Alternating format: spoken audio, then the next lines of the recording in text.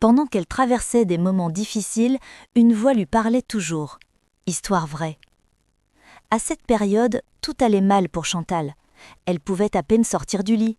Elle avait l'impression que tout s'effondrait autour d'elle. Elle vivait une séparation difficile. Elle traversait une crise financière grave.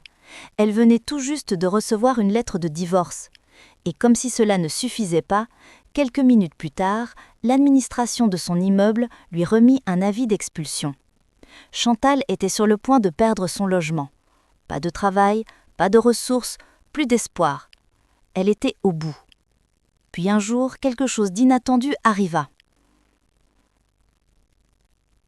Alors qu'elle roulait en voiture, complètement paniquée, son esprit rempli d'inquiétude, elle passa devant un immeuble flambant neuf, un bâtiment magnifique, tout nouveau, luxueux. Et là, une voix claire, forte, insistante lui parla. « Va introduire ta demande de location dans ces appartements. » Chantal n'avait que 35 $ dans son compte, toutes ses économies, et c'était précisément le coût d'une demande de location. Elle répondit intérieurement « Seigneur, ça doit être le diable. Je n'ai pas de travail, pas d'argent, pas de crédit. Pourquoi irais-je déposer une demande ici ?» Elle tenta d'ignorer l'instruction. Mais la voix répéta encore « Va introduire ta demande. » Et cette fois, Chantal sentit profondément dans son cœur que c'était Dieu. Alors, elle décida d'obéir. Elle descendit de sa voiture et appelant aussitôt son amie Maryse, qui tenait un salon de beauté. Chantal voulait s'arranger avec elle pour inventer un salaire, créer une fausse attestation, justifier un emploi imaginaire. Son plan était clair, mentir pour obtenir ce logement. Elle entra dans le bureau du complexe, demanda le formulaire et commença à remplir les informations inventées. Mais au moment d'écrire, la voix revint. La même voix, encore plus ferme. « Ne mens pas, dis toute la vérité. » Chantal fut choquée. Pour elle, dire la vérité revenait à se disqualifier elle-même. Comment écrire la vérité alors qu'une telle vérité allait forcément la faire rejeter ? Mais la voix était trop forte. Alors elle obéit. Chantal raconta toute sa vérité. « Je ne travaille pas. Je suis en pleine séparation, proche du divorce. Je vais perdre mon logement actuel. Mon crédit est très mauvais. Je vis seule avec ma fille. Mais si vous me donnez une chance, je vous promets que je trouverai du travail et que je ne serai jamais en retard sur le loyer. » La dame du bureau la regardait avec compassion. Elle lui expliqua que sans revenu, c'était très difficile, mais qu'elle pouvait toujours tenter. Chantal paya ses derniers 35 $ et repartit. Plus tard, dans un magasin, elle entendit une femme au téléphone. Une femme avec une voix d'autorité. Elle semblait être une directrice. Chantal s'approcha.